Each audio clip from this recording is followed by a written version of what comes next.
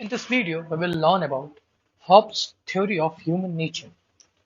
तो जैसा कि आपको पता है लास्ट वीडियो में हमने डिस्कस किया था हॉब्स के बारे में और हमने ये भी डिस्कस करा था कि कैसे हॉब्स ने गैलीलियो की फिजिकल थ्योरी को इनकलकेट किया और ह्यूमन नेचर को समझने की कोशिश की। नाउ उसी को एक्सटेंड करते हुए आज हम डिस्कस करेंगे कि हॉब्स की बेसिकली वो थ्योरी ऑफ ह्यूमन नेचर था क्या और कैसे उन्होंने ह्यूमन नेचर को डिफाइन करा है और कैसे ह्यूमन बीइंग और जो एक नॉर्मल पर्सन होता है how a normal person behave in certain kind of situation like in the state of nature. So ये सब क्वेश्चंस को हम आज देखेंगे। सो चलिए शुरू करते हैं।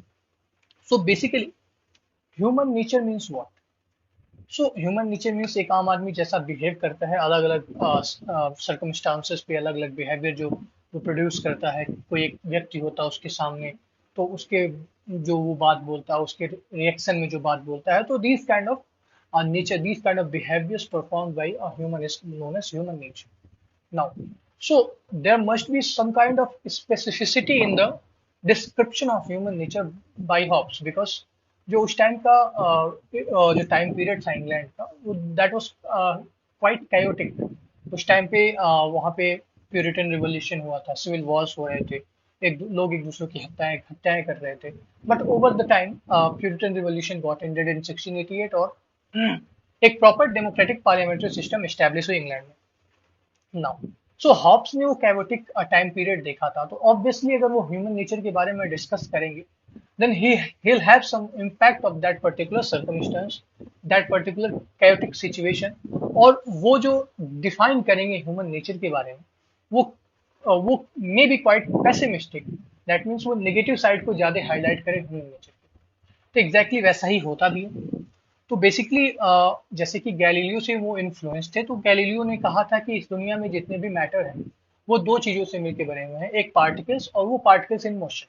तो सिमिलरली उन्होंने हॉब्स ने गैलीलियो के उस कॉन्सेप्ट को इनकलकेट किया ह्यूमन नेचर के बारे में और उन्होंने ये डिफाइन किया कि कोई भी एक पर्टिकुलर पर्सन होता है उसके शरीर में उसके पास दो तरह की फिजिकल मोशन होती है। एक होती है कि इनवॉलेंट्री मोशन और एक होती है voluntary motion. Involuntary motion means what? कि जो वो अपने आप नहीं करता, it's natural process, eating food, running, sleeping, जगना, सोना, ये सब इनवॉलेंट्री प्रोसेसेस उनके अकॉर्डिंग, हॉब्स के अकॉर्डिंग। ये मैं नहीं कह रहा, प्लीज ध्यान दीजिएगा। और दूसरी बात आती है वॉलेंट्री मोशन की। तो voluntary motion means what? So this is very important because the theory of human nature was totally associated with this voluntary motion. And when we will be discussing about the nature of human in a state of nature and about the social contract, then we will discuss the outward motion. Outward motion of what? So Hobbes defined voluntary motion in two phases. पहला phase होता है inside the body, that means internal phase, and second one is external phase, or you can say inward phase or outward phase. Now outward phase is the outcome of the all activities happening inside। और आप ये कह लें कि जो outward phase है वो inward phase का एक आउटकम है। सो इनवर्ड फेज के बारे में हम अभी ह्यूमन नेचर में डिस्कस करेंगे because human nature is quite internal thing, inherited, or you can say in the inside behavior of a particular person। But outward motion is the performance, the behavior which he actually physically performing out of that nature। So outward motion के बारे में हम discuss करेंगे state of nature जब हम discuss करेंगे, social concept का, social contract का जब कॉन्सेप्ट डिस्कस करेंगे तो उसमें इन सब चीजों के बारे में हम डिस्कस करेंगे। पहले हम डिस्कस करते हैं इनवॉलेंट्री और you can say inside motion के बारे में, इनसाइड फेज के बारे में। तो बेसिकली होता क्या है? अब let me give an example, very perfect example. Suppose आपकी मदर कुछ किचन में बना रही है, सपोज वो बिरयानी बना रही है, वेज बिरयानी, और आप किसी एक कमरे में बैठे हुए हो। तो वो क्या करेंगे? सबसे पहले वो पैन में एक तेल डालेंगे, उसे गर्म करेंगे, फिर उसके बाद उस तेल में स्पाइसेस डालेंगे। स्पाइसेस, तो स्पाइसेस क्या होगा? स्पाइसेस जब पड़ेंगे तो उसकी उसके फ्रेग्रेंस स्टार्ट होंगे निकलना, और वो फ्रेग्रेंस जब आपके नाक तक पहुंचेंगे आप उसको महकेंगे, उसको स्मेल, उस फ्रेग्रेंस को अपने इनसाइड लेंगे। तो उस महक, उस फ्रेग्रेंस के चलते आपके माइंड में कुछ पार्टिकल्स होंगे जो मोशन में आ जाएंगे, और वो मोशन, वो पार्टिकल्स सर्कुलेट करके मोशन में ओवर द टाइम आपको ये एहसास कराएंगे कि ये एक स्पाइसेस का स्मेल है, ये मसालों की स्मेल। आप उसके थ्रू उसे पहचानो। तो ये हॉब्स का मानना था। तो बेसिकली हॉब्स कहना ये चाहते थे कि जो आउटवर्ड जो स्टिमुलस होता है, जो बाहरी चीजें होती हैं, we can sense them with our sensory organs. इसीलिए this kind of explanation, this sensory organs के एक्सप्लेनेशन के वजह से हॉब्स को मैटीरियलिस्ट भी कहा गया, क्योंकि materialism is a concept which talks about the thing which we can sense. So basically आप उन स्पाइसेस की इस फ्रेग्रेंस को आप स्मेल कर सकते हैं ना। अभी आपका ये एक पार्ट हुआ। अब दूसरा क्या होता है, आपकी मदर ने फिर उसमें सब्जियां डाली, तो फिर आपको सब्जियों की स्मेल आई। तो फिर आपने पहले तो आपने इस मसाले की स्मेल रखी थी, मसाले की फ्रेग्रेंस आपको मिली थी, फिर अब आपको सब्जियों की फ्रेग्रेंस मिली। तो फिर अब आप जब दो टाइप की आपको जो इन्फॉर्मेशन मिली, पहला इन्फॉर्मेशन कि आपकी मदर ने स्पाइस डाला है, मसाले डाले हैं। फिर दूसरी इन्फॉर्मेशन आपको ये मिली कि आपकी मदर ने उसमें सब्जियां भी डाली हैं।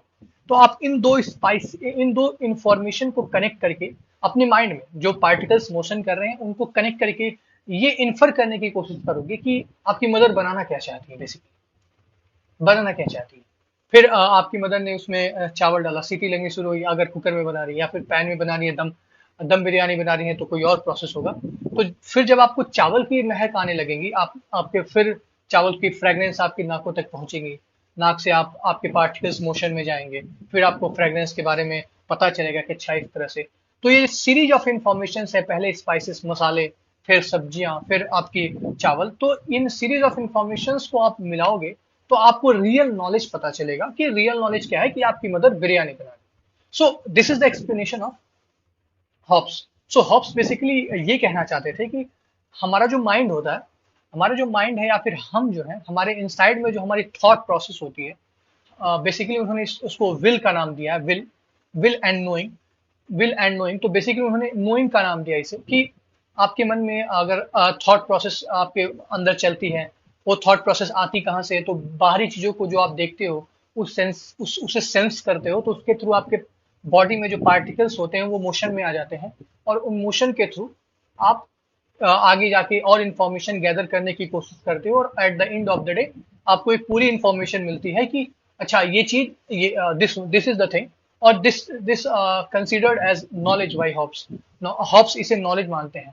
नाउ अगर आपको नॉलेज मिल गई, आप सपोज अब बिरयानी आपको पता चल गया कि आपकी मदर ने बिरयानी बनाया, then what you will do? So आपको मन होगा उसे खाने का। तो it's your will to eat that. अब हॉब्स ने इसे डिफाइन किया will, that means out of knowledge, जो आपको नॉलेज मिलती है उसके ऊपर जो आप एक्टिविटी परफॉर्म करने की कोशिश करते हो या फिर करना चाहते हो, जो आपकी डिजायर है, जो आपका पैशन है, वो जो करना चाहते हो उसे उन्होंने विल कहा है। विल को डिफाइन किया है। तो बेसिकली आपने देखा कि बिरयानी बन गई है, अब आप ये कोशिश करोगे, आपकी डिजायर है कि आप उसे खाना चाहते हैं। अब उसे खाकर आपको मिलेगा क्या? तो आप सेटिएट हो गए, आपको आपकी भूख शांत होगी, आपको हैप्पीनेस मिलेगी ओवर द ऑल। तो जो हैप्पीनेस, खाने के बाद जो हैप्पीनेस मिलती है, इट्स अ आउटवर्ड फेज, जिसके बारे में हम डिस्कस करेंगे भी आगे चल के। ये मैं आपको एग्जांपल दे रहा हूँ। जो हॉब्स का बेसिकली कहना ये था कि जब आपको कोई नॉलेज मिलती है और उस नॉलेज पे आपका विल जो परफॉर्म होता है, आप जो कुछ डिजायर करना चाहते हो, वो डिजायर ही आपका मेन इनवर्ड फेज होता है, मेन इनवर्ड फेज। अब डिजायर आप करते किस चीज की हो बेसिकली, और आप डिजायर करते क्यों हो, डिजायर से आपको फायदा क्या मिलेगा? तो जैसा कि मैंने आपको बताया, आप जब खाओगे बिरयानी तो आपको खुशी मिलेगी, हैप्पीनेस मिलेगी। तो सिमिलरली प्लेजर मिलेगा, आनंद मिलेगा। तो सिमिलरली हॉब्स का कहना यह था कि जो मनुष्य होता है, the normal people has always a desire और will always think for gaining pleasure and avoiding pain. That means एक जो मनुष्य होता है वो एक इस प्रकार का प्राणी है जो हमेशा खुशी, प्लेजर को गेन करने की कोशिश करता है इन एनी सर्कमस्टांसेस, और पेन को कम करने की कोशिश करता है। So this is the desire of a person. This is a will of a particular person to maximize pain and maximize pleasure and minimize the gain. So अब ये यहाँ क्वेश्चन ये आता है कि एक मनुष्य ऐसा करेगा कैसे? दैट मीन्स ठीक है, हॉब्स के अकॉर्डिंग एक मनुष्य प्लेजर और पेन को कैसे मैक्सिमाइज और मिनिमाइज करेगा रिस्पेक्टिवली। तो उसको उसके लिए उन्होंने कहा कि जो मनुष्य है उसे पावर चाहिए बेसिकली। सो बिना पावर के वो प्लेजर को नहीं ले सकता और पेन को कम नहीं कर सकता। So basically power is a mean to attain the pleasure and avoid the pain. So a man is a power seeking animal according to Hobbes. वो हमेशा उस पावर को खोजता है, पावर की इच्छा करता है, ताकि उस पावर के थ्रू वो अपने विल को, अपने डिजायर्स को, अपने पैशन को पूरा कर सके और अपने प्लेजर को मैक्सिमाइज कर सके और अपने पेन को मिनिमाइज कर सके. So basically, in the conclusion, Hobbes want to say that the human nature, a human being, a self-regarded and self-interested person, कि जो एक नॉर्मल मनुष्य होता है वो हमेशा अपने बारे में ही सोचता है और अपने में ही खुश रहता है, अपनी ही इच्छाओं को पूरा करने की कोशिश करता है, उसे बाकी लोगों से कोई मतलब नहीं होता है, बिकॉज उसे पावर चाहिए होता है, पावर के थ्रू अपने प्लेजर को मैक्सिमाइज करना चाहता है और पेन को मिनिमाइज करना चाहता है. तो basically a person is a power seeking animal, and he always want to maximize his pleasure and minimize his pain, and that's why a human being, a human nature is always self regarded and self interested. So आप इस बात को ध्यान दीजिएगा कि so a human nature is totally anti social. That means a human is a individualistic natural person, or a person has an individualistic character. So this was the explanation of Hobbes' human nature, theory of human nature, जिसमें उन्होंने बात की है कि आदमी का nature कैसा है. So basically आदमी एक पावर सीकिंग एनिमल है, जिसे जो हमेशा पावर खोजता है, और पावर किस लिए, to fulfill his all desires, his all will, so that he can maximize his pleasure and minimize his pain. So man is a self-regarded person, self-interested person. So that's why he is an anti-social person. So that means वो कभी एक society में रह नहीं सकता साथ में. I mean that's a different concept, उसके बारे में हम डिस्कस करेंगे कि कैसे वो सोसाइटी में रहता है और कब रहता है, किस कंडीशन पे रहता है. बट ये था इनका एक्सप्लेनेशन हॉब्स का ह्यूमन नेचर के बारे में. नाउ यहाँ पे एक यूटिलिटेरियनिज्म का कॉन्सेप्ट भी आता है, जो यूटिलिटेरियन साइकोलॉजी है जिसे हॉब्स ने डिस्क्राइब किया है, उसके बारे में भी हम डिस्कस कर लेते हैं. तो human happiness is realisation of pleasure. Listen, human happiness is realisation of pleasure, and since, आप यहाँ देखिएगा, since the biological makeup of the human species make pleasure ceaseless, so happiness is a continual progress of the desire from one object to another object. The attaining of the former will bring still but the way to the latter. That means, जैसे कि Hobbs ने बताया था कि ये जो particles हैं आपके माइंड में, आपकी बॉडी में, वो हमेशा मोशन में रहते हैं, वो हमेशा मोशन करते रहते हैं. That's a ceaseless process, that means that's a continuous process. वो कभी खत्म नहीं होगा, that's never going to be end. वो कभी खत्म होगा जब आपकी मृत्यु होगी. तो सिमिलरली अगर वो पार्टिकल्स आपके बॉडी में मोशन में है तो आपकी डिजायर कभी खत्म नहीं होगी. अब अगर आपकी डिजायर खत्म नहीं होगी तो आप ह्यूमन हैप्पीनेस की खोज करने में भी, अपने प्लेजर को मैक्सिमाइज करना भी बंद नहीं करोगे.